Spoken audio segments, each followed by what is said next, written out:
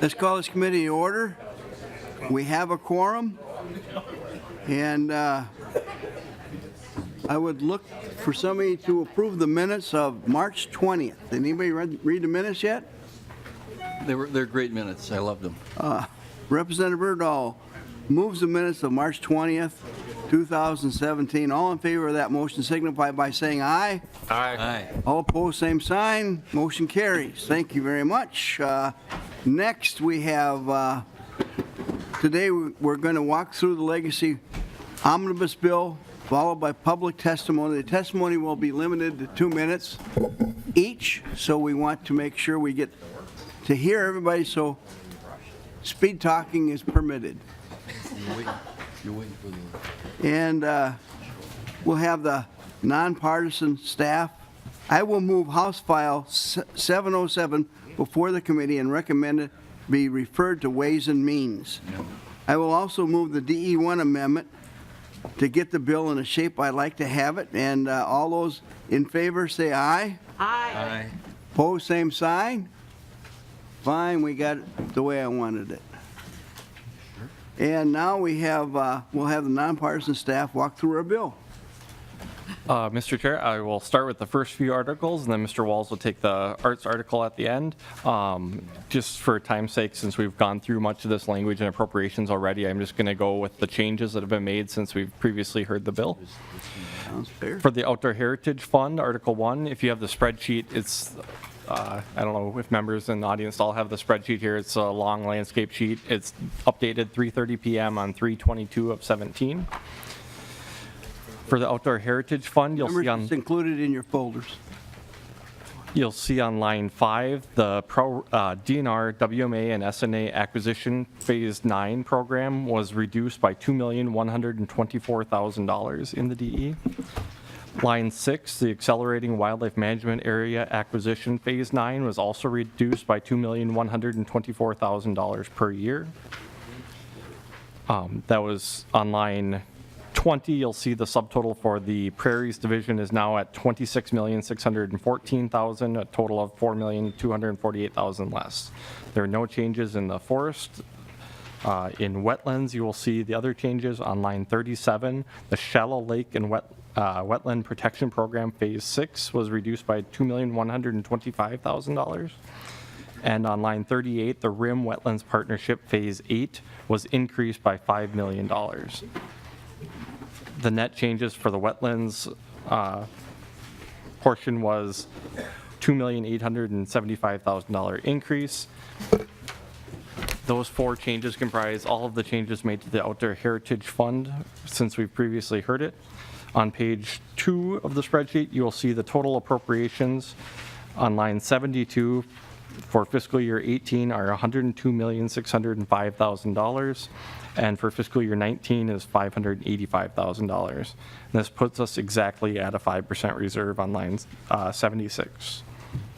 And those are the changes for Outdoor Heritage Fund.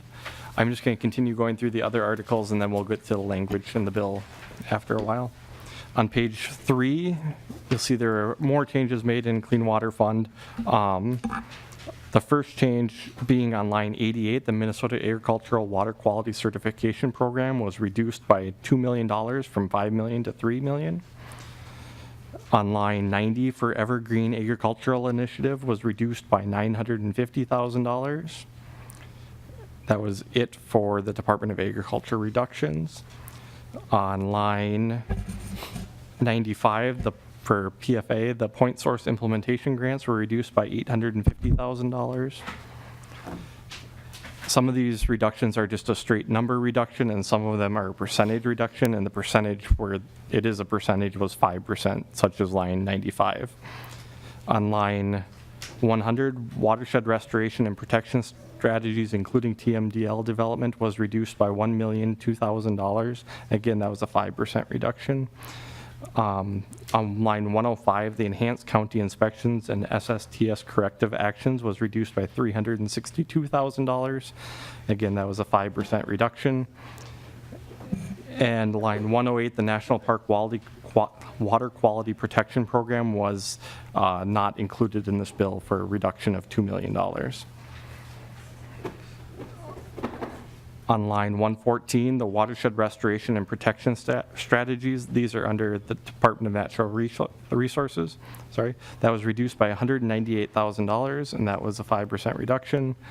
Line 116, the non-point source restoration and protection strategies was reduced by $100,000. Again, that was a 5% reduction. Line 121, the aquatic management area acquisition was not included in this bill, and that was a reduction of $2 million. And directly below that, on line 122, the Forest for the Future program was not included in this bill, and that was $1.5 million reduction. On line 125, you'll see the One Watershed, One Plan implementation for the Board of Water and Soil Resources was reduced by $550,000, and again, that was a 5% reduction. If you go to the next page, on the very first line, line 127, you'll see surface and drinking water protection and restoration grants was reduced by $5 million. Line 128, accelerated implementation, was reduced by $400,000, and that was a 5% reduction. On line 132, you'll see the targeted wellhead and drinking water protection program was not included in this bill, and that was $3,500,000. On line 134, One Watershed, One Plan planning water management transition was reduced by $210,000, and again, that was a 5% reduction. On line 136, the Conservation Reserve Enhancement Program was originally at $3 million. It is not being included in the Clean Water Fund article. On line 139, Water Legacy Grants Program was $1 million per year. A total of $2 million is not being included in this article. On line 140, you'll see that grants to SWCDs for buffer requirements. This previously was not in the bill, but it's being included for $11 million per year for a total of $22 million. On line 144, the source water protection is reduced by 5% for $280,000. Line 152, the metropolitan area water supply sustainability support was reduced by 5%, which is $100,000. And the last change being made in the Clean Water Fund articles on line 161, riparian protection aid payments. That is, previously was not included in the bill. It is $2 million per year for a total of $4 million of spending. You'll see the net changes on the first italicized column at the end of the spreadsheet is -2. So this bill is spending, the net of all these changes is $2,000 less than the previous version of the bill. And on line 169, you will see that we're at exactly a 5% reserve the first year and $1,000 under a 5% reserve on the second year. And that is it for the Clean Water Fund article. If you go next to page 5, the Parks and Trails article, the amount available to appropriate with a 5% reserve change, so it keeping on a 40-40-20 split, the state parks and trails receive $16,584,000 the first year and $18,891,000 the second year, as does the metro parks. And then the regional parks and trails, the grants to regional parks and trails is $8,292,000 the first year and $9,445,000 the second year. And those are, as you can see, a change from the governor's recommendations of $944,000 for state parks and trails and metro parks and $473,000 for the greater Minnesota. And you can see on line 189, we're exactly at a 5% reserve again.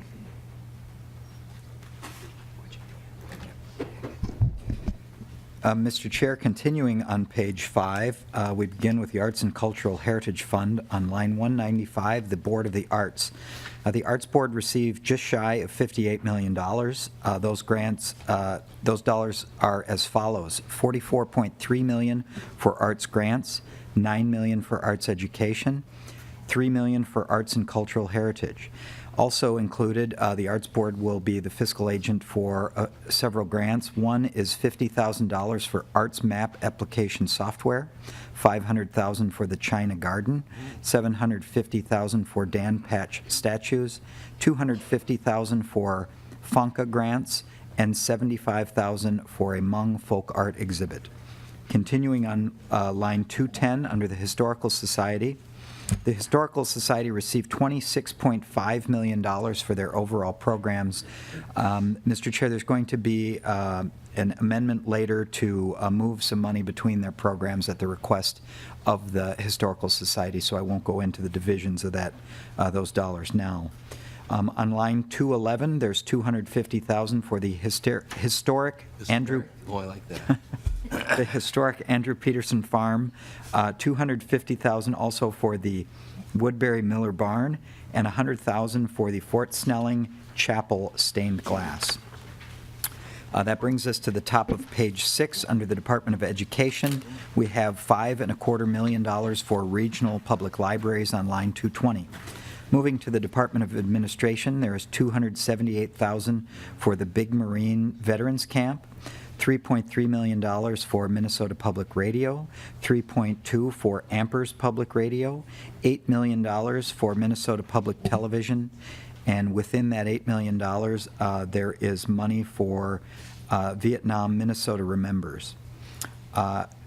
Below that, there is $600,000 on line 229 for the Wilderness Inquiry Canoe-mobile, $3 million for Como Zoo, $1.2 million for the Science Museum of Minnesota. On line 233, there's $300,000 for the Green Giant Museum, $150,000 for the Lake Superior Zoo, $50,000 for the Minnesota State Band, $30,000 for the Rice County Veterans Memorial, $225,000 for the Minnesota Square Park Pavilion in St. Peter, $300,000 for the Lake Superior Center, and $50,000 for the Veterans Memorial. And Mr. Chair, on line 232, there is no money included for the Talk Rock Courts, although that is included in Heritage Competitive Grants, and I believe that's in the Humanities Center. Mr. Chair, then moving down to line 254, the Minnesota Zoo, there is $3.525 million appropriated to the Minnesota Zoo. On line 257, under the Humanities Center, we start with $2.25 million for Humanities Center programs, $350,000 for Community Identity and Heritage Competitive Grants. I believe this is where the Talk Rock Courts would be funded in the second year. Mr. Chair, moving down to line 261, we have the Minnesota Children's Museum at $1 million and $300,000 each for the Duluth Children's Museum, the Children's Discovery Museum of Grand Rapids, and the Children's Museum of Southern Minnesota. On line 265, we have $400,000 for the Minnesota Civic Education Coalition, $200,000 for the Somali Museum, and $100,000 for the Rondo Commemorative Plaza. Finishing out the Department of Administration, or excuse me, I believe this is the Humanities Center, is $80,000 for the Wheel and Cog Children's Museum. Mr. Chair, on line 274 on page 7, the Indian Affairs Council, we have $1.8 million to preserve the Dakota and Ojibwe language, $250,000 for the Magane Immersion School, and $278,000 for the Wickawi Nandagakendin Urban Immersion. Very good, very good. Thank you. Mr. Chair, on line 286, $1 million to the Department of Agriculture for county fair grants, and $9,000 to the LCC on line 290 for the Legacy website. And Mr. Chair, that brings our total spending to $123,364,000 for the Arts and Cultural Heritage Fund, and lines 305 and 307 show the cash balance, the projected cash balance at the end of each year in the fund, and just within our 5% reserve, not target, but goal.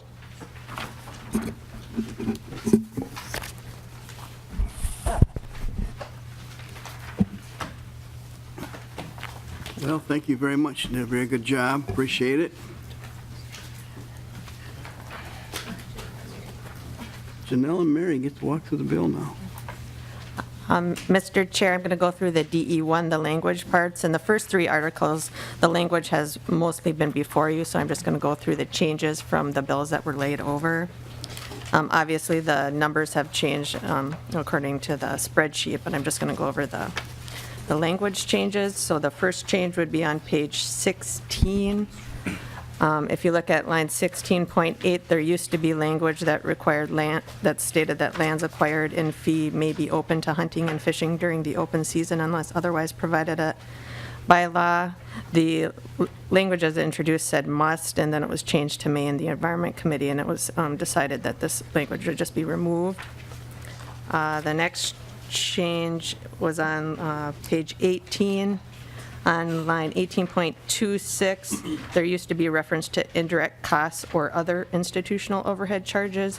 This language was removed to address some concerns of the OLA report. The next change would be on page 21. There's a new section 3. If you go to the middle portion of page 22, you'll see that there's some language requiring the Lessard Sam's Outdoor Heritage Council to prioritize projects that restore and enhance rather than projects that acquire land. And then the next change would be on page 23. There's a new section 6. This is a modified version from House File 706 that statutorily requires the 5% reserve. Section 7 is a new provision. This is also in response to the OLA report that would require those requesting funds to state whether or not they've received money in the past and whether it's supplanting or substituting any previous funding. That's the end of changes for the Outdoor Heritage Fund. The Clean Water Fund article, again, I'm just going to go through the changes as from the bill that was laid over. The first change then would be on page 54. You'll see a new rider for the $11 million per year for the Soil and Water Conservation District grants, and that's on line 54.3 through 54.7. The next change is on page 57 on the bottom. There's a new section that appropriates $2 million per year to the Department of Revenue for the riparian protection aid. And then on page 58, there's a new section, section 13. This, again, is from the OLA recommendations, and this would require those receiving clean water funds to also provide information whether or not they were supplanting or substituting for previous funding. On the bottom of page 59, section 14 would again establish a 5% statutory requirement for the reserve. Section 15 is a new section.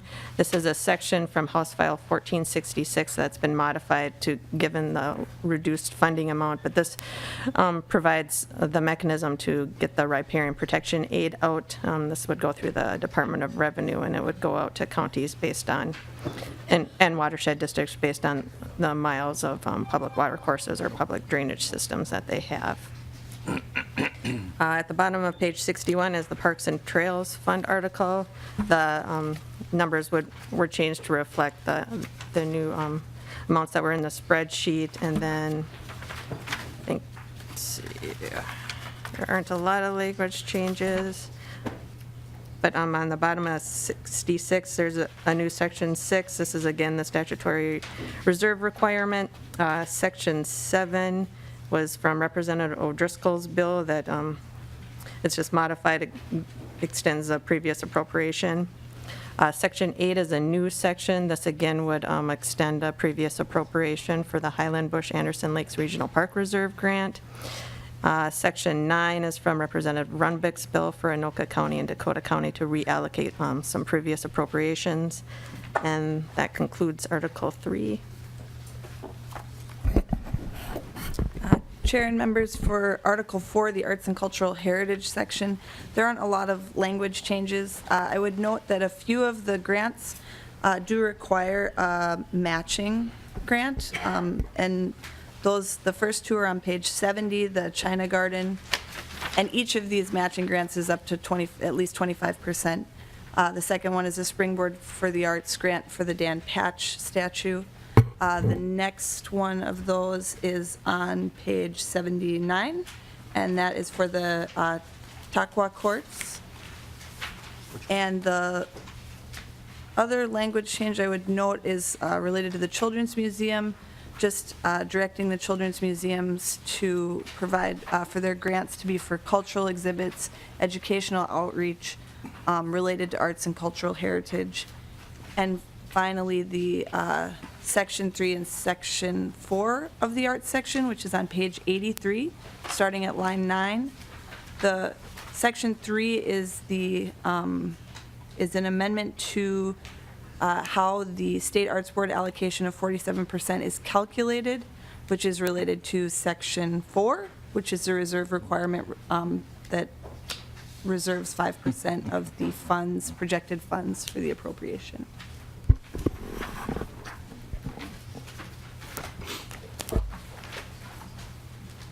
You don't like Yeah. We will now take public testimony. I had asked testifiers to limit their testimony to 2 minutes per person. And we start out with Leanne Buck, Executive Director of the Minnesota Association of Soil and Water Conservation Districts.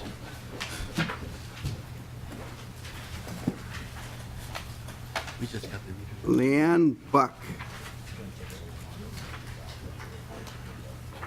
He's coming.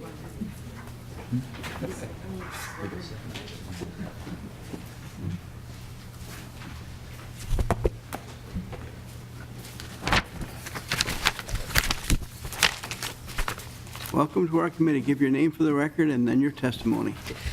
Welcome, members. My name is Leanne Buck, and for the record, I'm with the Executive Director with the Minnesota Association of Soil and Water Conservation Districts. Again, thank you for the opportunity to provide input regarding House File 707, the Legacy Funding Omnibus Bill. On behalf of our members, I am conveying our concerns over the legislature's intention of funding soil and water conservation district capacity grants with clean water funds instead of general fund dollars through the Board of Water and Soil Resources. It was our understanding and expectations that after the current biennium's appropriation from the clean water funds, that the SWCD capacity funding would shift to a general fund appropriation through Bowser starting in fiscal years 18 and 19. We believe this to be a shared commitment between the legislature and the governor to invest in the soil and water conservation districts in the longer term through our ongoing general fund appropriation. And to be sure, we were funded last year again with clean water funds, but the intent and the work we have been doing as an organization and working with members of you, we see it coming from the general fund. Districts play an important role in our natural resources protection. We do voluntary work with landowners. As I say, we're boots on the ground, where our tagline is helping people help the land. And it's voluntary work that we do on behalf of all of our members and also the citizens of Minnesota. So again, while we greatly appreciate the need for this funding to continue, there are negative consequences to the appropriation through the Clean Water Fund. And where we're concerned is that it means fewer project dollars, including project funding recommended by the Clean Water Council. Also in the bill, we do want to express our concern over the narrowing of the appropriation language to be only used for purposes of implementing the buffer law. The original purpose for these funds were to help SWCDs meet significant funding shortfalls that have hampered our capacity and our ability to serve landowners, thus the importance of this funding through the general fund. And so again, our districts, our responsibility, I've heard over and over, one size doesn't fit all in some of the conversations with the legislature, and again, having that flexibility for the capacity for districts is key. The other piece I guess that I want to do is the $11 million, in essence, is the lifeblood of soil and water conservation districts. To you, this may seem like a simple shift in budgetary line items.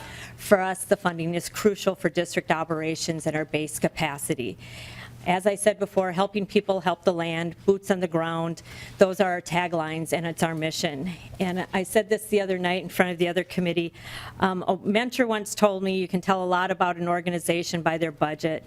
And I think for our members, the concern that's being conveyed is that we like what you do, but we're not committed to the long-term, stable, and predictable funding source for voluntary conservation and the ability for districts to work directly with citizens. So again, I just want to clarify. 2 minutes.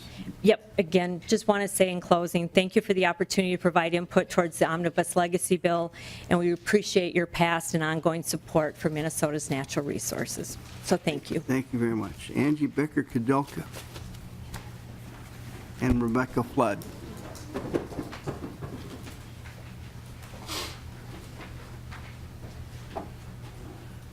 Welcome to our committee. Mr. Chair, for the record, my name is Rebecca Flood. I'm Assistant Commissioner for Water Policy at the Minnesota Pollution Control Agency and Chair an Interagency Coordination Team. And with me is Angie Becker-Kudelka. She's an Assistant Director at the Board of Water and Soil Resources. And you have some materials in that were handed out to you, and I just want to refer you to that very quickly. The pie chart there for the governor's recommendations of $124 million for use of the Clean Water Fund compared to this bill, which is $611 million. There's also a one-page fact sheet in your handout that shows the governor's request by agency. I think if you look then at the table that includes a description of items there that we have still some significant concerns about and differences from the governor's recommendations to this bill. The first is the Minnesota Ag Water Quality Certification Program, which was developed as a regulatory strategy for reducing water quality impacts from row crop agriculture. The certification program needs $5 million over the next biennium in order to access $5 million in federal funds. If the $5 million in clean water funds are not available, we lose all of the remaining federal funds. Now, 100% of those federal funds go directly to farmers, and 65% of the clean water funds go to our soil and water conservation districts. So in 2 years of piloting and 1 year of full implementation, this program has gotten more than 365 farms that have been certified, and 211,000 acres have been certified, eliminating more than 12 million pounds of sediment and more than 7,500 pounds of phosphorus going into Minnesota waters. The second item that we're concerned about is watershed restoration and protection strategies. Our agency is required to develop those for the 80 major watersheds in the state of Minnesota. So by cutting $1.4 million from this program means we will not be able to meet that statutory schedule. Our local government partners rely on the information contained within these strategy documents for the development of their own local plans, as well as Bowser's One Watershed, One Plan. And I'd like to turn it over to Angie now to take a couple minutes to describe the other impacts to CREP and other programs. Welcome. Give your name for the record, please.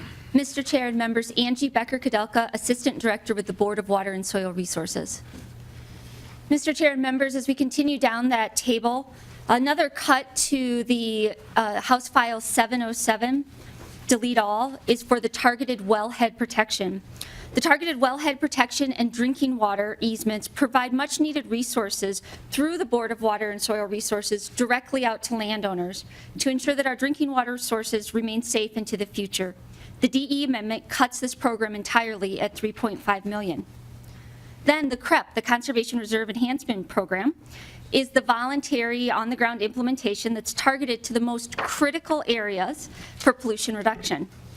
The governor's recommendations are $18 million for implementation out of the Clean Water Fund, and this bill is now zero.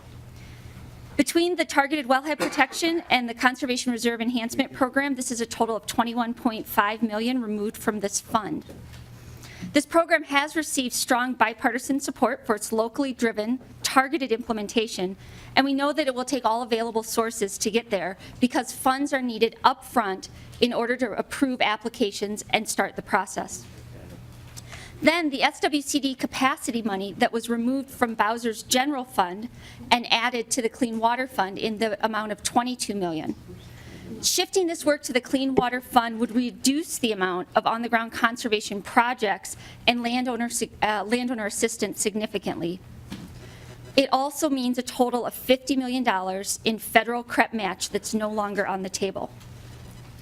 This proposal to continue the SWCD capacity funding through the Clean Water Fund is different from what the legislature passed in 2015 when it was identified as an interim measure. The 2015 legislation that was passed asked for soil and water conservation district capacity funding to come from the general fund in future years. Finally, the riparian aid to counties and watershed districts for enforcement of the governor's buffer initiative was in the tax bill at $10 million a year. Now it's in the Clean Water Fund at $2 million a year, which at this amount would inhibit local governments from accepting jurisdiction. Did you ask the Environment Committee to give any money for this? I'm sorry? Did you have a request into the Environment Committee to give you any money for this? Mr. Chair, are you referring to the riparian aid? Yeah. Mr. Chair, the amount was to come through the Department of Revenue in the tax bill, and that was the governor's proposal. The governor's proposal was also to get money for CREP. And we got to leverage federal money there also. And that's what we were working on. And that's what we put the money into buffers for. So with that, thank you very much for your testimony. Mr. Chair and members, thank you very much for the opportunity. Thank you. Wendy Paulson.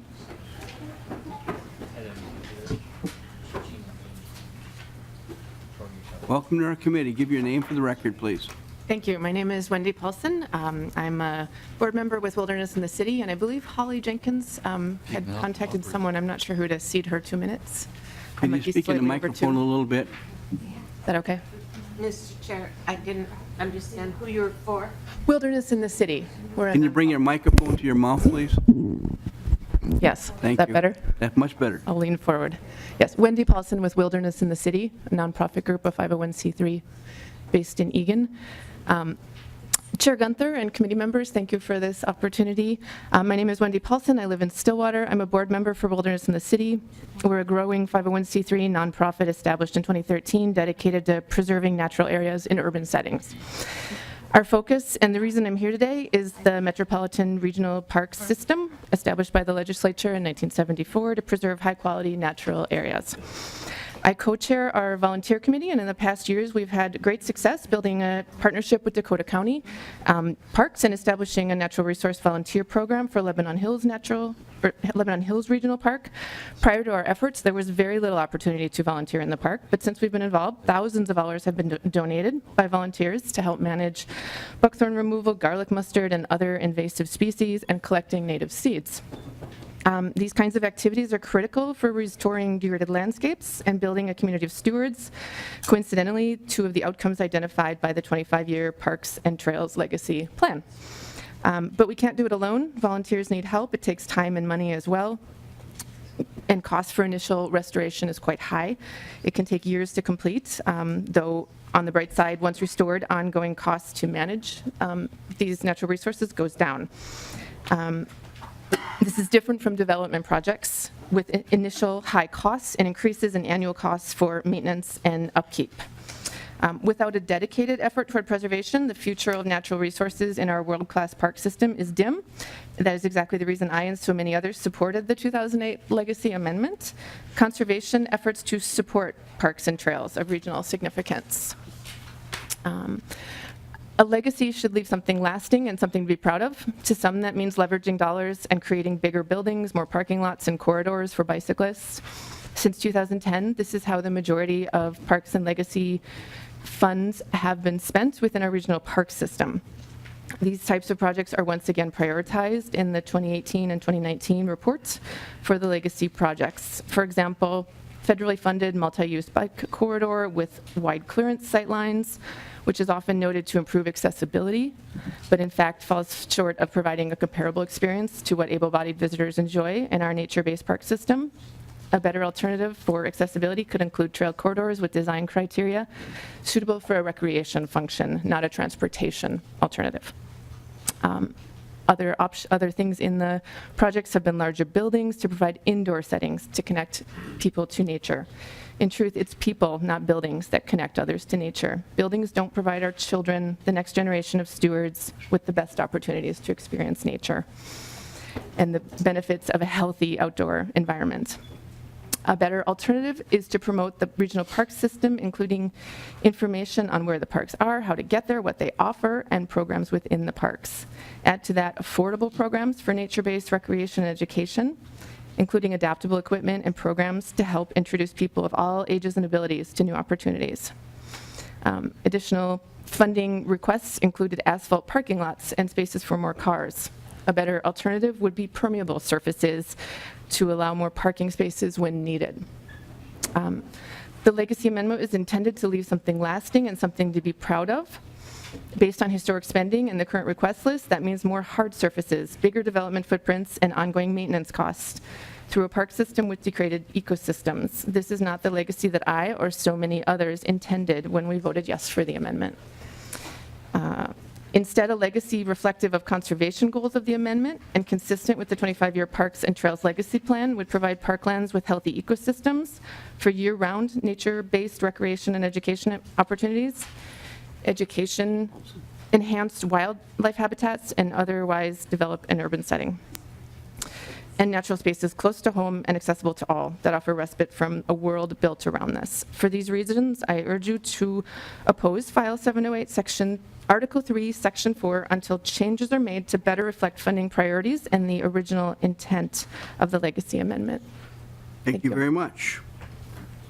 Next, we have Catherine Zimmer.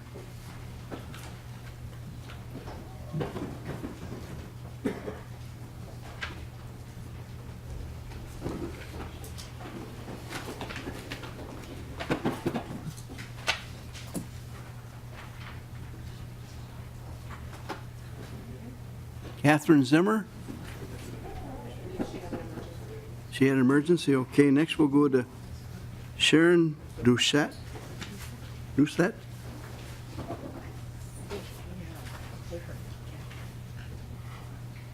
Welcome to our committee. Give your name for the record, please. Thank you, Chair Gunther and committee members. Sharon Doucette. I am a Clean Water Council member representing city governments. I just wanted to take a few minutes today to let you know what the Clean Water Council thoughts are regarding this bill.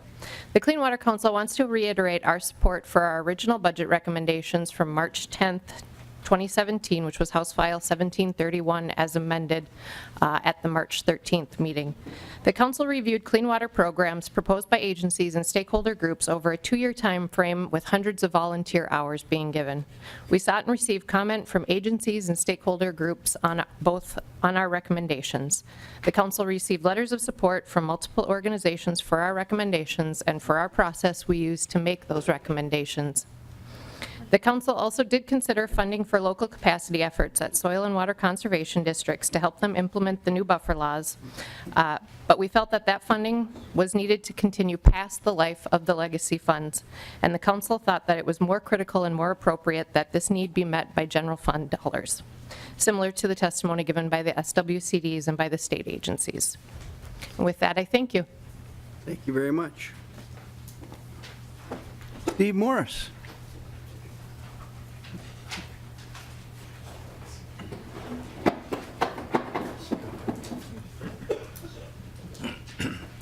Welcome to our committee. Give your name for the record. Thank you, Mr. Chairman and members of the committee. Steve Morris, representing the Minnesota Environmental Partnership, and I do have a letter. If I could get that distributed, that would be great. Many of you saw this letter before, though, so it's not new news, but if we could distribute it, that'd be wonderful.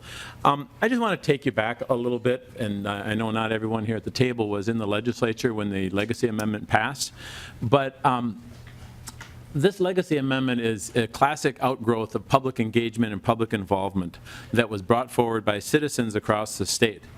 Quite frankly, back 10 plus years ago, citizens were upset. They were upset because we were identifying 40% of our waters that didn't meet basic health standards, and quite frankly, we didn't know how we were going to address them. We don't even know how we were going to test them. And citizens wanted something done. They were upset because wildlife populations were failing. We weren't doing the acquisition and the habitat work we needed in order to keep up to speed on protecting our habitat. And so people were upset. And so people came together, they moved proposals through the legislative process, they moved this amendment through the public vote in 2008, and clean water was the #1 reason citizens voted to pass this amendment in 2008. Over 40% of the yes vote said just they did it for clean water more than all the other reasons put together. Now, as I showed you in the polling last week, we have 75% of the public across the state saying they support the legacy amendment. And part of the reason, and that's up from like 56% who voted for it in 2006, and that holds true for rural as well as greater Minnesota. Part of the reason is the public engagement and the heavy involvement in the public in the allocation of the process. I specifically want to speak to how this bill bypasses many of the recommendations of the Clean Water Council. I'm having passed out a letter from a broad coalition of groups. I think we have 27 different groups, many of them within our coalition, and many of them hunting and fishing community who are not within our coalition, but who feel strongly that we need to support that extensive public involvement process. That's what brought this amendment to us. That's what resulted in citizens voting to raise their taxes in tough economic times. And I wholeheartedly ask you not to bypass the citizen process and hijack this money. The one issue I specifically want to draw attention to, as you've heard from some of the other people, is the shift of $22 million a year of legacy dollars to fund operations of the soil and water conservation districts.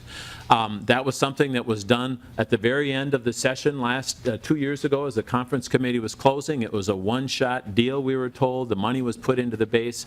And to go back on that now, I think is a real mistake. Generally, what I'd say is the advocates kind of tolerated that last time because people understood the extenuating circumstances with the buffers. People said, okay, and it's going to put in the base, it's going to come out of general fund going forward. But to go back and undo that deal and that trust, I think creates a real problem. And it reminds me of the old adage, fool us once, shame on you. And everybody said, okay, well, we'll let this happen once, but we'll get into a more regular pattern in 2017. But to do it again, it's really shame on us.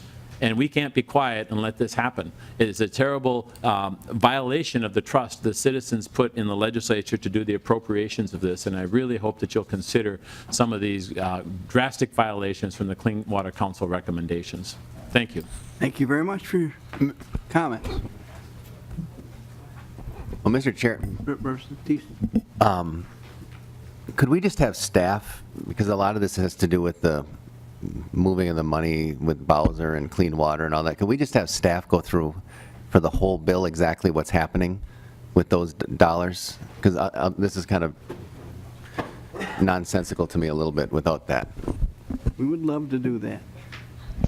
Mr. Chair, I can attempt to. I don't know exactly how much detail you want to go into. Primarily what we've heard about was the $11 million that you see on line 140, the SWCD grants for buffer requirements.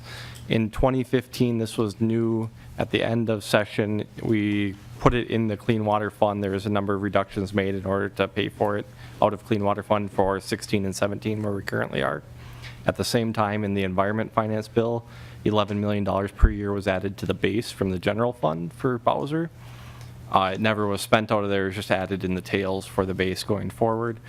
And the current bills for the Environment Finance Bill, the DE has that removed, so we're not paying for it out of general fund. And it's being added here, like I said, on line 140, it's the last rider for Board of Water and Soil Resources. That's the effect of the grants to the SWCDs. I think you've also heard reference to the $18 million for CREP. That would be line,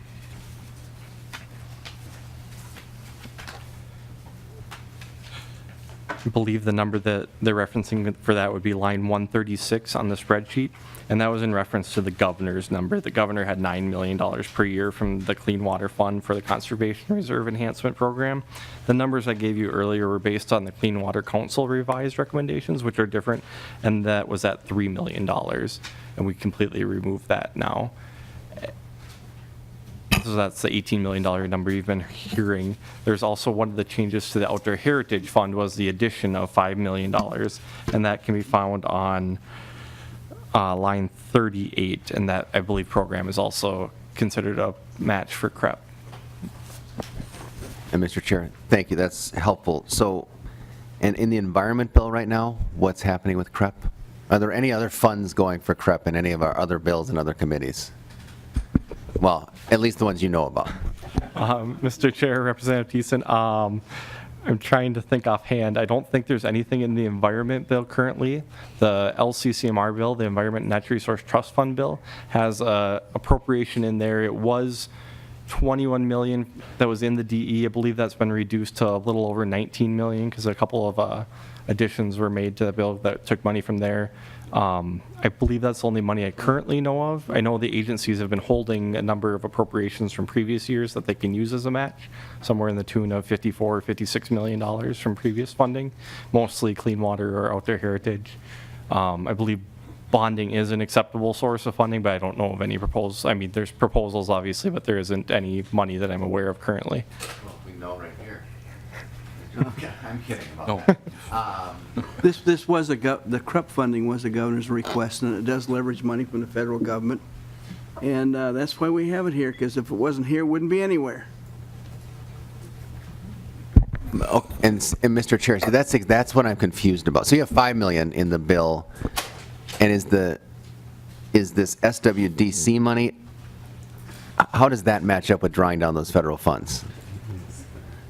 This is where I get confused about all this. Mr. Chair, Representative Thiessen, I don't know if those are used as a match. I don't know if I can get a head nod from anyone in the audience or not. They're shaking their head no that can't be used as a match, but just goes out as base support grants to the SWCDs to continue working on the buffer requirements for them to help implement those programs. Okay. Thank you. Thank you. So then in the bill for CREP, we have the $5 million. That's what you're talking about, Mr. Chair? That $5 million is for RIM, and it's under the Lessard Sam's money. Right. But, Mr. Chair, but that could be used for the matches. It could be. I think that's, And Mr. Chair, Representative Thiessen, it was $5 million in addition to what was already there, which is the $10 million, so it's $15 million. yes, no, thank you. Okay, and Mr. Chair, or, all right, staff maybe, so the SWDC grants are only for buffer stuff. So where are SWDCs? Where do they exist? Are they everywhere in the state? Every county's got it. Mr. Chair, Representative Thiessen, yes, they are all over the state. I don't remember the exact number, if it's 80, some are 90 or 80. 80s, 90, okay. There's 90 of them across the state. It does encompass the state. I believe the original language required a minimum of $100,000 per SWCD, and then there's a portion of the equal $9 million, and then there's $2 million worth of competitive money in there. That's how the language was originally written 2 years ago. So it goes out to base support to each one of those, at least $100,000 for them to build capacity. And the amount of capacity within each SWCD it varies quite a bit. Some don't have a lot of resources, some have a decent amount of resources.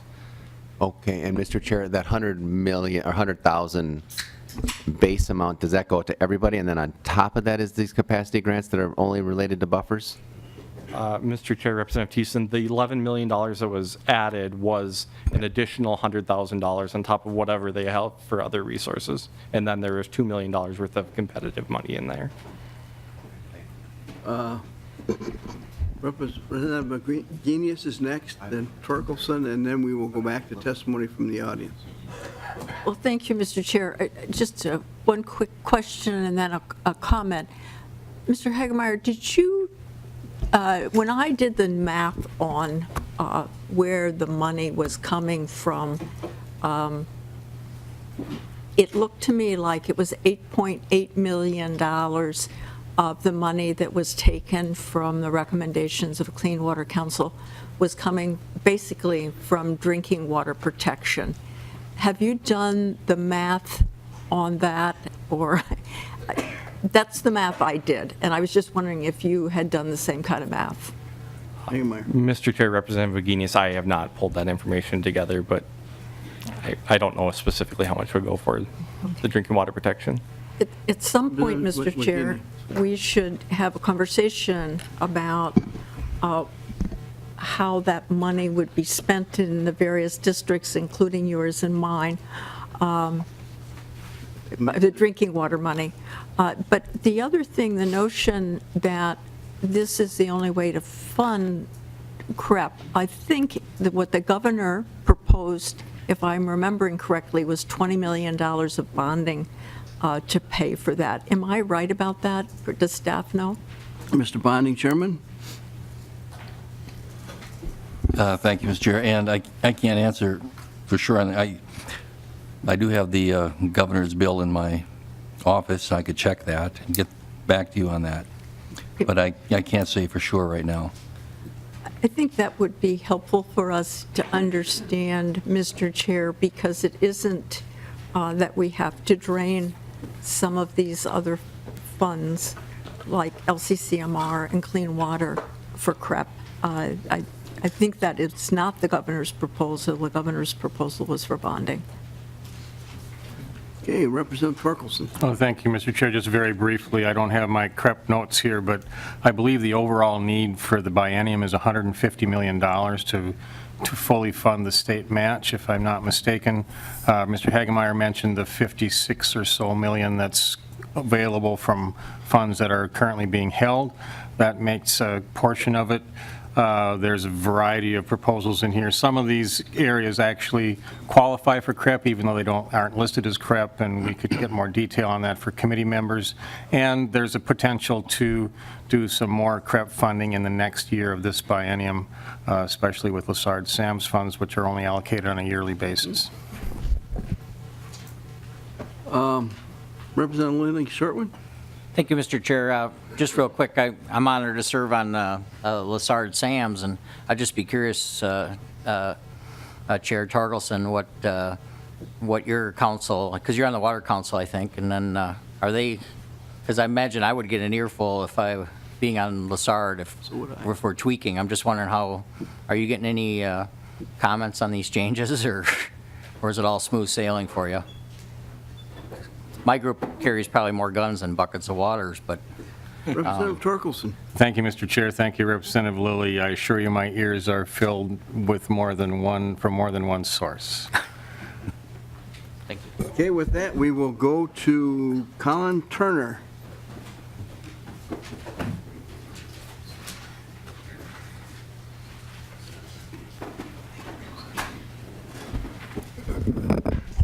Welcome to our committee.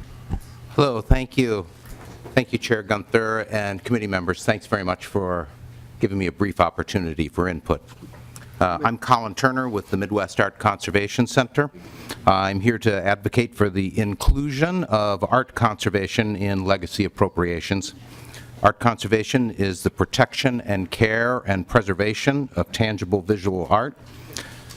This omnibus bill will have tens of millions of dollars in funding for the production of new art, but is shy of any funding in the conservation of existing art.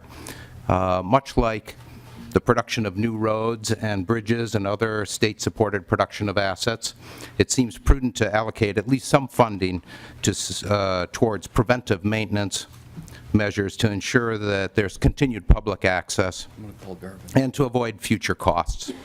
Hundreds of publicly held collections across the state could be served with preventive art conservation measures. These are collections that are already deemed valuable by those communities, and they need these services to assure that Minnesotans will have continued access. Thank you. Representative Erdahl. Thank you, Mr. Chairman. As you know, I've been supportive of this in the past, and it just hasn't been working out. I've toured, I've seen the good work that you do, but I am assured by the Arts Board that there could be money available for you, but you are not. Maybe you need to talk with them again about how, in what category you should make your request. Maybe they can help you make the request and explain to you how you could be successful. I'm not guaranteeing anything, I'm just making that suggestion to you. Thank you, Chair Gunther, and thank you, Representative Erdahl. The Arts Board... We're limited to 2 minutes. You can talk to the Arts Board. Very good. Be very well. Grant Wilson is next on. Thank you. Representative Wagenius. Thank you, Wally's coming down and getting organized. I love electronics these days because I just got a message that the governor requested $30 million of bonding dollars for CREP. Very well. It's very helpful. Thank you. Welcome to our committee. Give your name for the record, please. Thank you, Mr. Chair, members. Grant Wilson, for the record, Minnesota Department of Natural Resources. Thanks for the opportunity to provide some input on House File 707 and the DE1 amendment. Just have a few comments. Most of my comments relate specifically to the Outdoor Heritage Fund provisions of the amendment.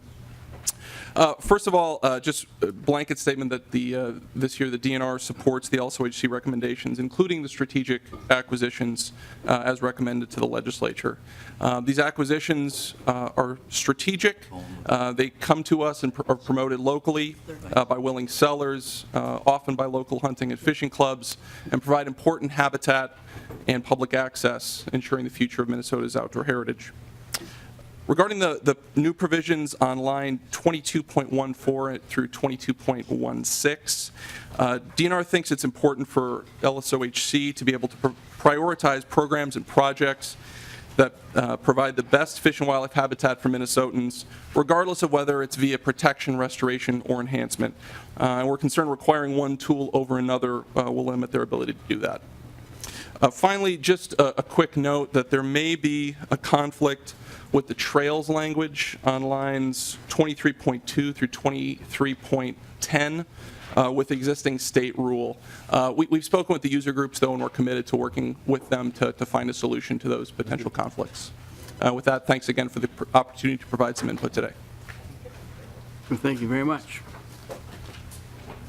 And Daryl Gerber is next.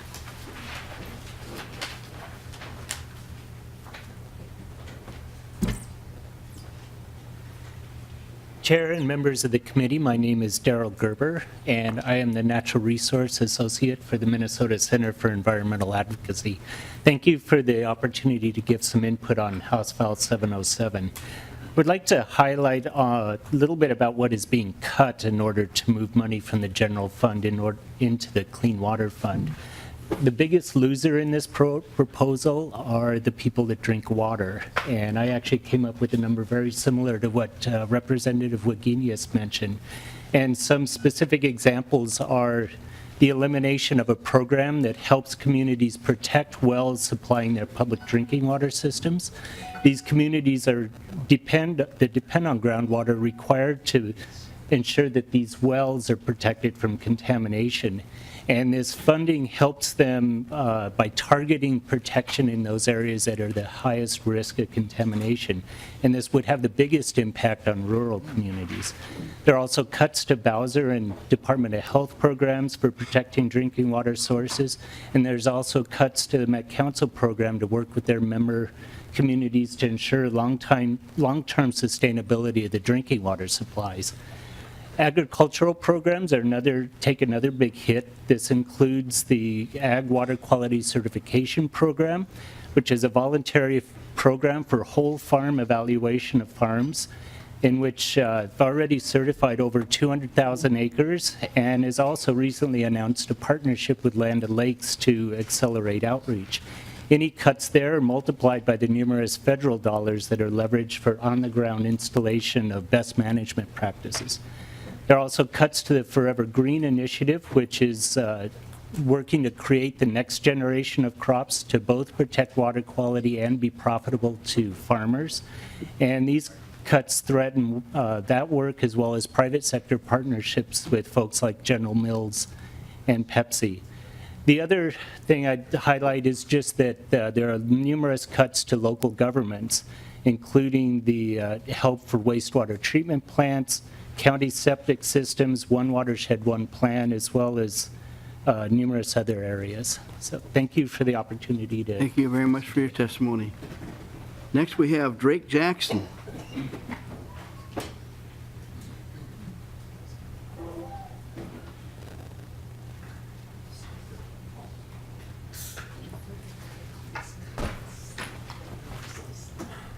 Give your name for the record, please.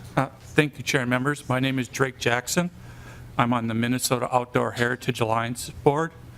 I'd like to thank you for the opportunity to speak. We like to support the LSOHC recommendations. Access to public lands is crucial for sportsmen who spend $3 billion a year annually in Minnesota. Outdoor recreation depends upon habitat. What we do for habitat will improve the benefits to the outdoor industry. MOHA and its partner groups worked very hard at assuring the voters of Minnesota that the support for the legacy amendment, that the new funding would be dedicated to the maintenance and increased opportunity for Minnesota sportsmen. We'd like to thank you for the very hard work, and we urge you to support the funding recommendations of the LSOHC for the voter-approved, constitutionally dedicated legacy amendment. Thank you, Chair and Thank you members. very much for your testimony. And next we have John Snyder, Ducks Unlimited.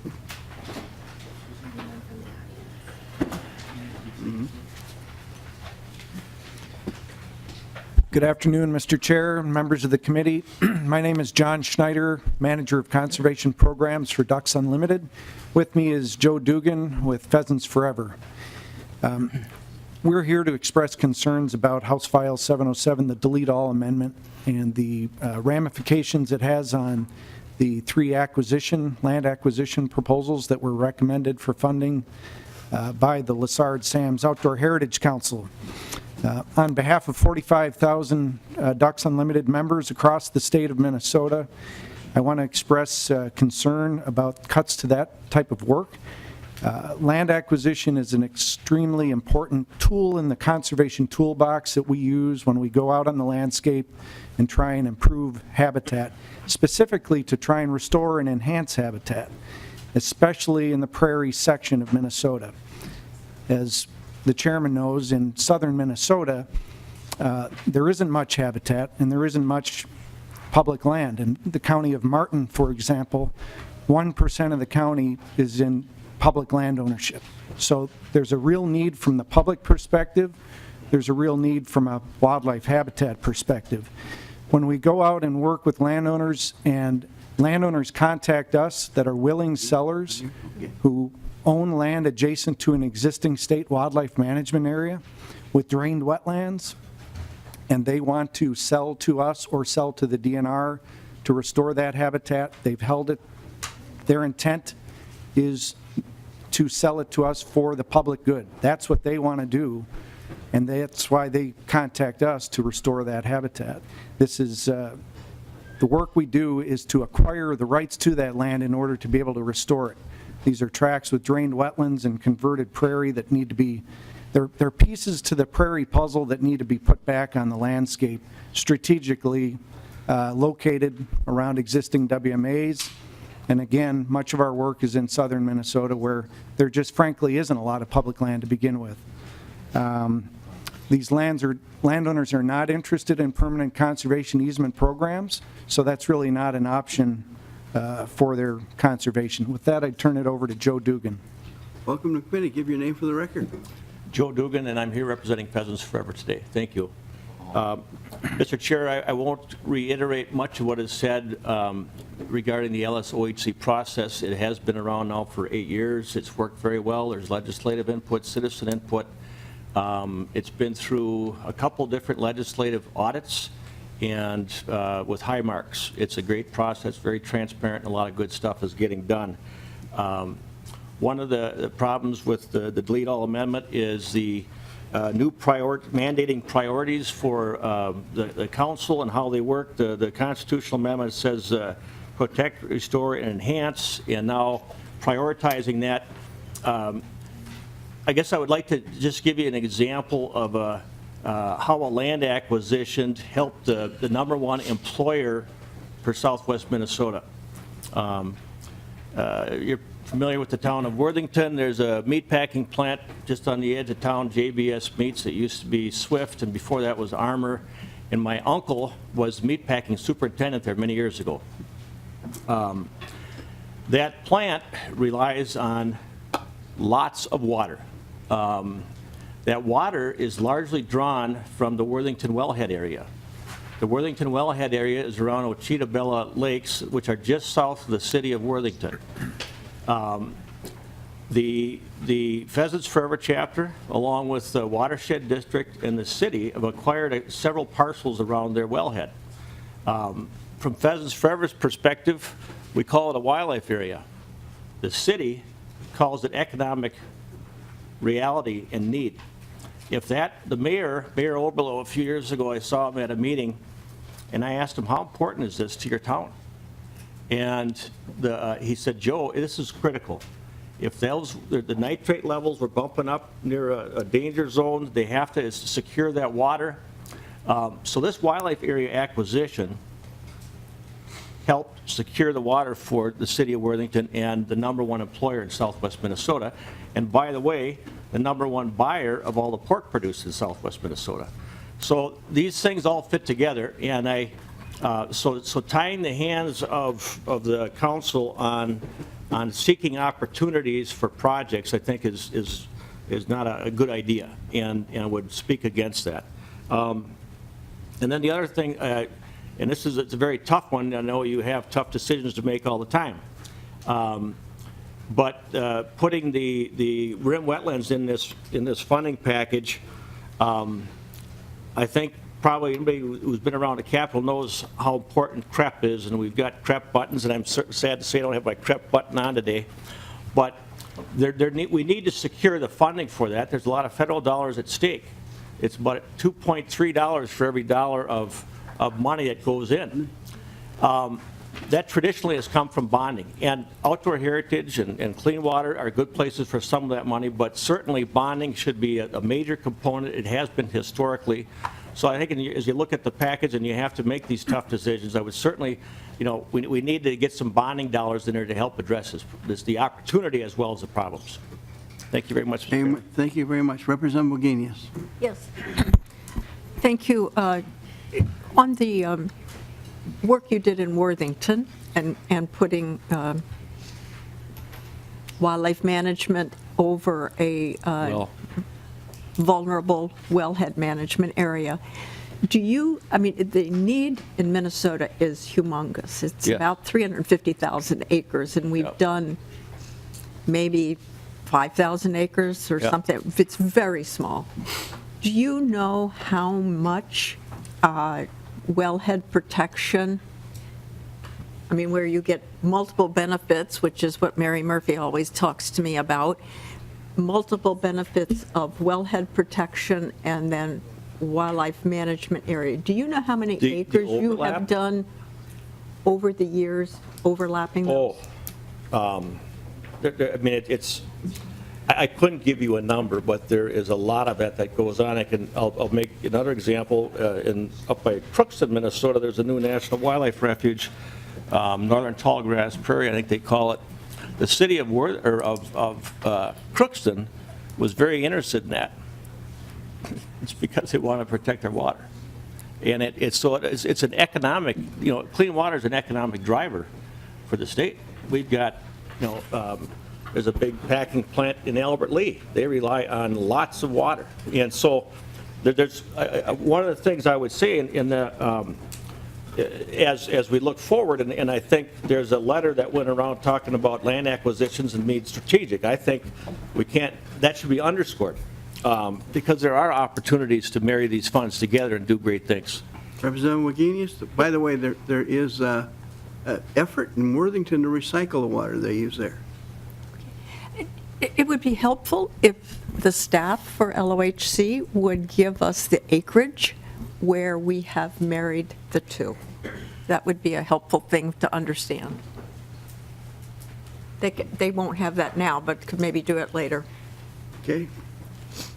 With that, thank you for your testimony. Thank you, Mr. Chairman. And we have Tom Casey.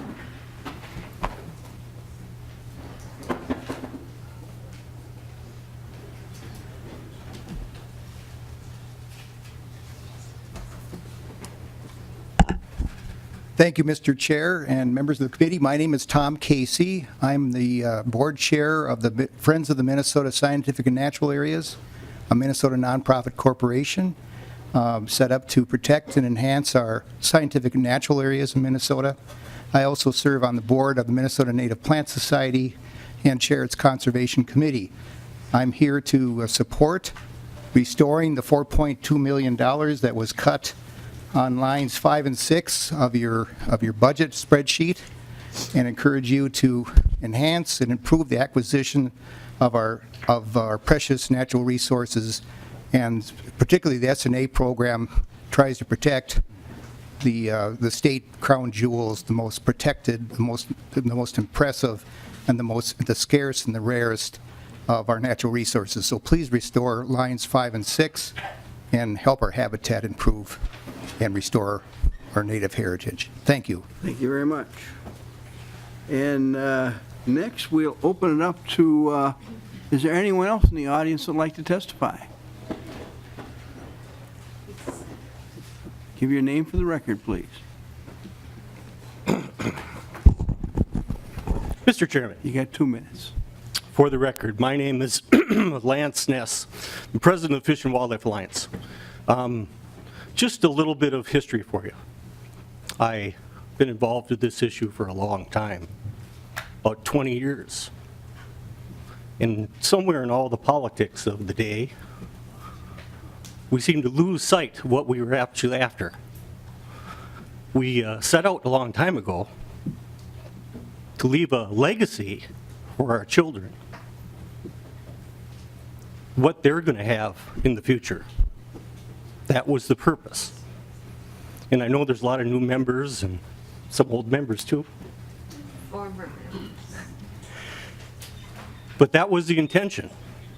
And so I would ask you to put that somewhere in the back of your mind, that that's real important, that we leave a legacy for our children. It's up to you to decide where the money goes, what the projects are, but don't lose sight of the intention. Thank you very much. Very wise word. Anyone else like to testify? Give your name for the record, please. Mr. Chair, members, Dan Larson with the Minnesota Rural Counties. 30 rural counties in greater Minnesota, the only membership organization representative of the interests specifically of rural counties. Here today on one very specific concern today on riparian aid payments on line 161 of the spreadsheets. $2 million a year, $4 million over the biennium. And this is the revenue that counties and would be provided, as I understand it, for counties and watersheds to assume jurisdiction of buffer administration. That is a number that's well below what our members had been talking about and what our members frankly would consider to assume jurisdiction of buffer administration, something I think everyone to this point that has agreed would be best done at the local level. So would ask your consideration of that. Also to point out, we'd prefer that it come out of a different fund than clean water. So those two things, Mr. Chair. Thank you very much for your testimony. Mr. Chair. Representative Murphy. For Mr. Larson, what would that different fund be? Well, Mr. Chair, Representative Murphy, in a different body, they're looking at the tax committee. I'm not sure, how targets are kind of already set, but it's one consideration. I just want to reiterate, members, this is a very, very important issue in greater Minnesota. You rural members, I don't think anybody on this committee doesn't understand that. So having the amount of money that would necessitate hiring a technical person to be out there on the ground, working with landowners to help administer this program at the local level, very key. And the other person in the audience would like to testify? Seeing none, our next move is to get into the amendments. Mr. Chair, Representative Murphy, before we do that, I have a couple questions love to have you ask. based on the testimony that I listened to this afternoon.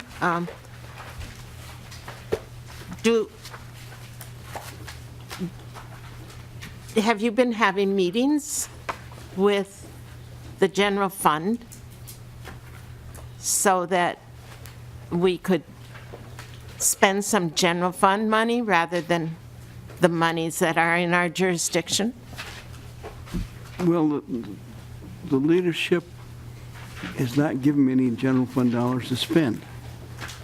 Consequently, I haven't had any meetings with anyone about spending them, although I can see there's a need for money. I know every one of the various segments of the Legacy Committee had to come up with part of their 5% money that we all agreed it was very important for the future protection of those people that get funded. So we won't have the same thing happen to anyone else that happened to LaSalle Sams this year, hopefully. And I know there's been some pressure put on by the governor to have money for CREP funding this year. That put a little strain on us, and we had to move some things around to get that. It's certainly the RIM funding we had at LaSalle Sams was not easy.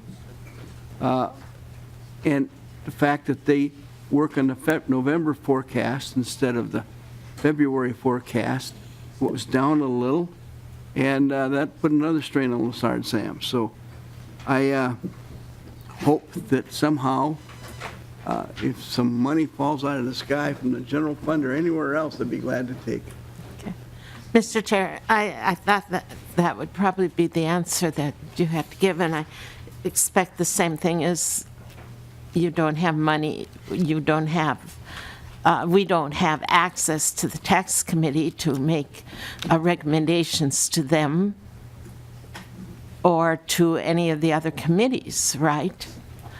Well, that's very correct. It seems like there's a lot of places that there could have been, the Environment Committee could have funded some of the things that we couldn't fund, but you got to go with what you get. Mr. Chair, and on this day, I haven't heard, I've been listening to the radio all day, I didn't hear anything that we're sure that there's going to be a bonding bill. We're not, as far as I know. I hadn't heard the news today that we were. I would very much like to have a bonding bill, and I hope we do have one. And there again, that's probably even above the bonding chairman's head. I expect. And Representative Erdahl, as the chair of the Legacy Committee for the longest period of time, there was something that you said last year at Bonding Committee that I would like you to tell me one more time, because I don't think there's some people that hadn't heard it at all. Something about cuts and something about previous appropriations through the Legacy Committee. Mr. Chairman, let me respond.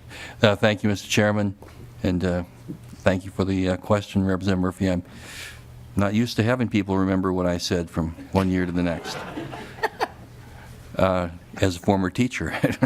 But what I tried to remind people is that there are no cuts in Legacy. All of this, if you got less money than you got before, you cannot do it as a cut. This is money that you didn't have before. It's not something you should expect that you will get the same amount or more each year. This is money that, frankly, is like manna from heaven. You didn't have it before, and you shouldn't expect that you will get the same forever. Thank you, Representative Erdahl. And Mr. Chair, from long ago when I was chair, one of the things I looked very carefully at all the way through, and I still am, and with this bill. And I want to make sure that we don't supplant. So I'm ready for amendments. Very well, Representative Wagenius. Well, just another observation about this conversation. We are still talking about inputs, dollars on the table. We should be talking about outcomes. That's what concerns me a lot about taking money from source water protection for drinking water. We have drinking water problems all over this state.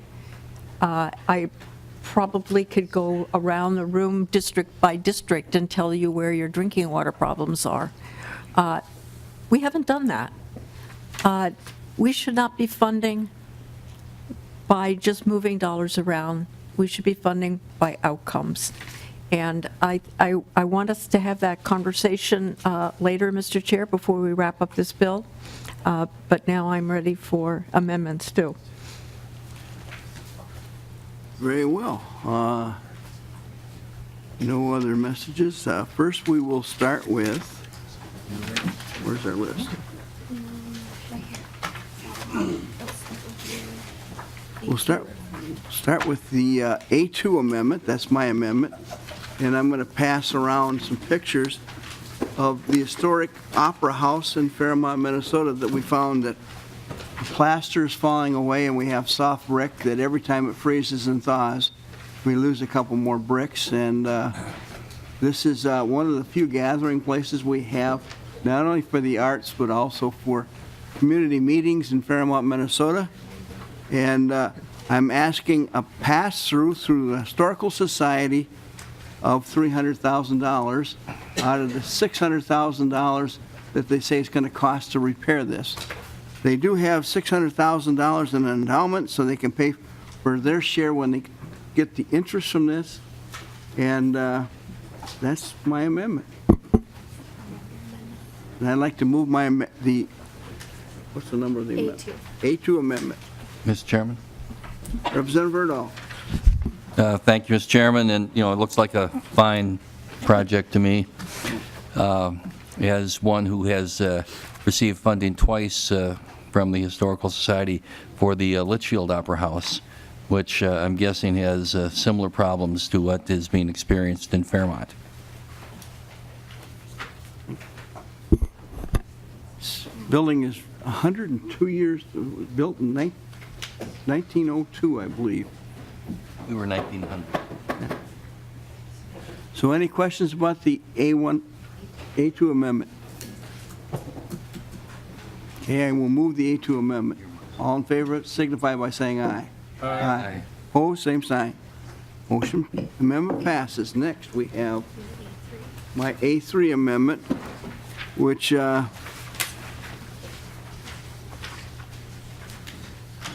allows Twin Cities Public Television to show the Vietnam Minnesota Remembers program out of their money. It's 600 and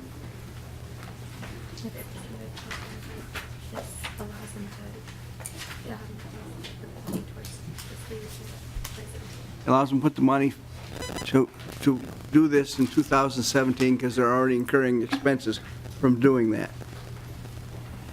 Any questions on that amendment, the A3 amendment?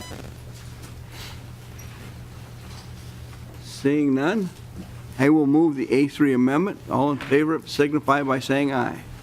Aye. Opposed, same sign. Passes. Next, we have Representative Green, the A5 amendment. Thank you, Mr. Chair. I'd like to move the A5 amendment. The A5 amendment appropriates $150,000 a year for 2 years. It's for the Riverwatch program, where young folks get involved in monitoring the rivers. It doesn't say so in the bill, but there is an equal match, and if needed, I do have a testifier on this. Okay. Any questions on the A5 amendment for the Riverwatch?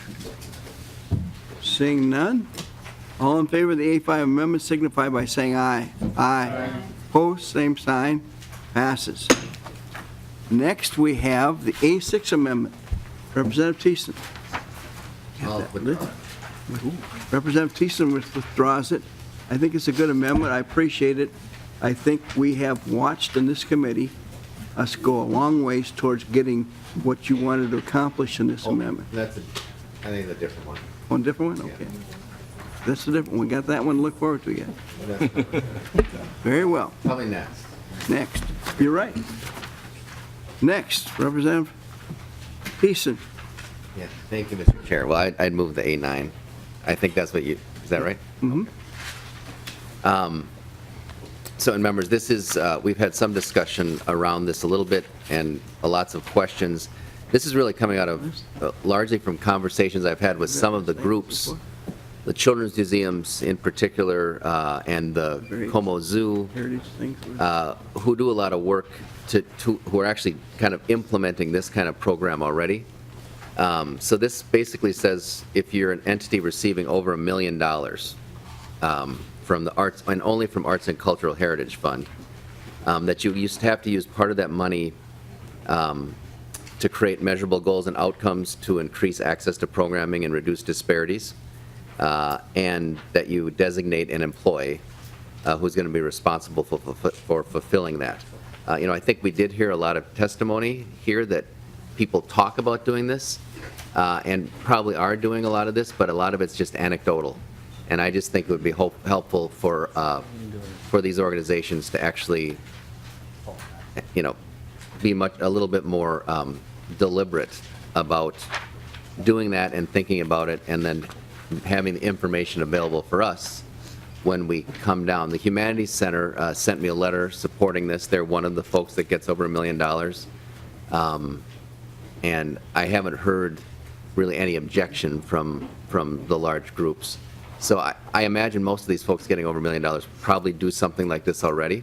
But I just think it's a very, very small step in pushing us towards being more deliberate about thinking about not just the outcomes on the, similar to what Representative Wagenius is talking about, although this doesn't deal with any of those funds, but starting to think about and measure our work on making sure that we're using our money here to increase access, for poverty, geography, other disparities, and to reduce those disparities, use these monies to start to reduce those disparities. So I'd appreciate folks' support.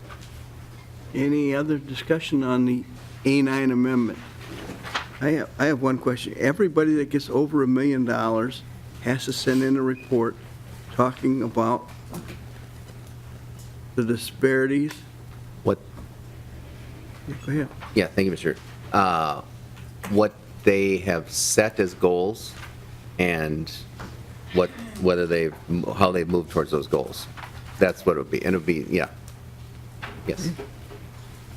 Any other discussion on the A9 amendment? I think it has some merit. Thank you. All in favor of the A9 amendment signify by saying aye. Aye. Aye. Opposed, same sign. Passes. Thank you. The A11 amendment. Now, what's this one?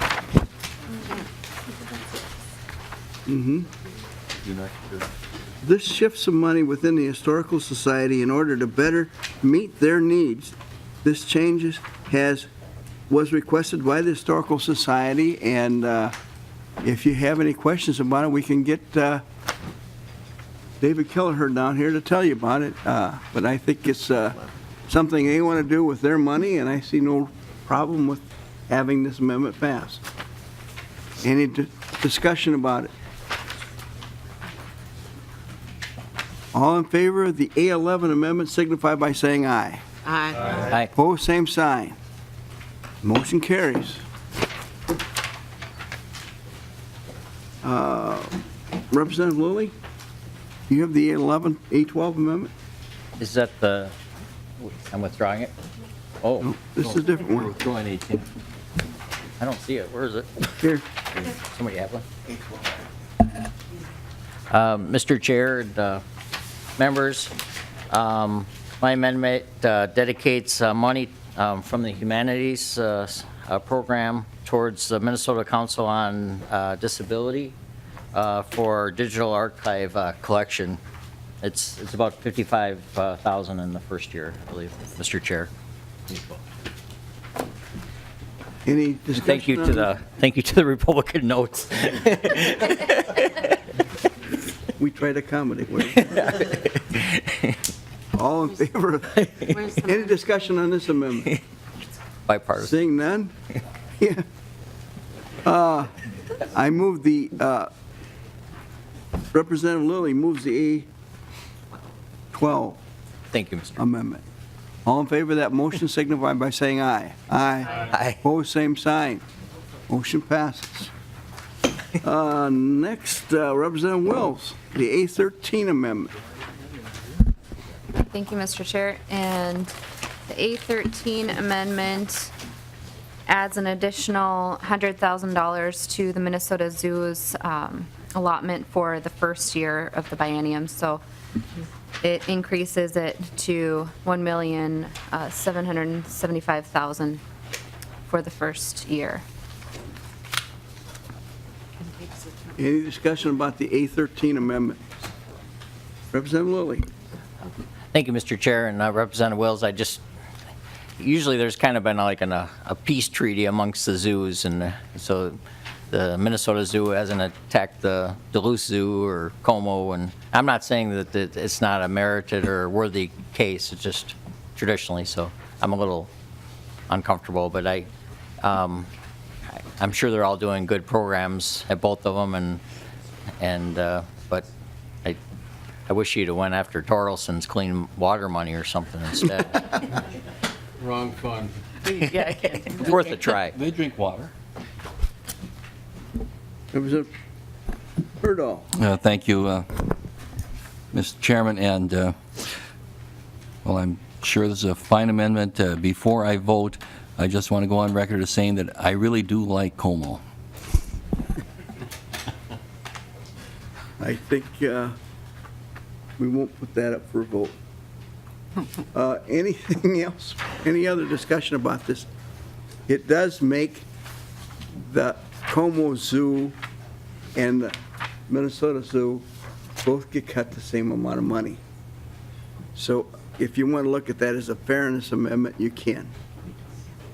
And with that, Representative Wills, would you like to move your amendment? So moved, Mr. Chair. And just a comment, it would put both of them at 3.33% less than what each zoo requested. So in that sense, I was trying to be as fair as I could, and I had to stay within certain funds. So it's a tough choice to make, and I'm hoping that in conference we can find a better way to fund the additional $100,000 from the Minnesota Zoo, but wanted to get this done today if we could. As Mr. Morris knows, there's no end to the creativity of the Senate. With that, Representative Wills renews her motion to have the A13 amendment pass. All in favor of that motion signify by saying aye. Aye. Opposed, same sign. Passes. What do we got next? Discussion on the bill. Huh? Member discussion on the bill. Members' discussion on the bill as amended. Representative Murphy. Mr. Chair, I received a call at about 10 after 12 from somebody in the Department of Administration about offering an amendment, and I said you had to have your, we had to have our amendments in Friday. And so, but I was wondering if the project that the archaeologist wanted for those bones to be returned, is that a grant is that a project that there could be a grant from the Historical Society for? And maybe if somebody from the Historical Society is here. Mr. Kelleher, would you like to make a comment on that? I remember the bones were from 2000 and early 2000s. Or Yeah, they were, the state archaeologist's office has in storage bones that have been recovered from various places, I guess, throughout the state. And is that does that go in one of the programs that perhaps a grant could be created, I mean, not created, but applied for? Mr. Chair, David Kelleher from the Minnesota Historical Society. Mr. Chair, Representative Murphy, I believe it would be, but I would like to double check with our grants office staff to just make sure. And I heard the presentation on that project, and it's a good project, and it's something that the Office of the State Archaeologist really needs to get done. So I would be happy to work with the committee as we keep moving forward to see if there's a way, if it doesn't fit into the grants criteria, if there's a way to make that would you, Yeah. Representative Murphy, would you like to have that as an amendment to that? No, I don't want to earmark it or anything, but I would, The conference committee report, we could have it as an amendment to the conference committee. but I don't want to just drop it because I think the bones would be better returned to where they belong, more in the areas where they belong, I think, rather than in storage. Mr. Kelleher, could you get together with Representative Murphy and Mr. Chair, I will do that. drafted for us? And while I'm sitting here in front of a microphone, I just want to say thanks to the committee and you for the support in the bill for history across the state. Thanks. Thank you.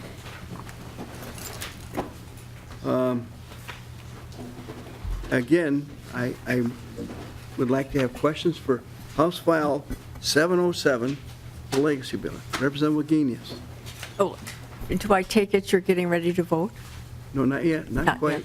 Not yet. Well, let Looking me, for discussion. okay, but then in the discussion part, Minnesotans are probably more concerned about the drinking water than anything else. So I am, on their behalf, concerned about the $8.8 million cut. I know folks in your community have had a nitrogen problem, and it's my understanding that your water comes from surface water. Folks in the state who have surface water drinking water, which I do too, have not had support from the Minnesota Department of Health. We should be funding that kind of thing. It is also my understanding that in your area, you used some wells to dilute the river water, which had too much pollutant in it, but you have no source water protection plan for that wellhead. And that's something that we need all over the state. We've just started working on that, yet we cut a lot of the funds that were cut are exactly for what your community needs. Mine not so much, but there are other communities around here that need different things in drinking water, and it has not been a priority for this state. So I put that on the table because as these bills go through, I know there will be no negotiation, and it does seem that we've just got to say no to taking money from drinking water.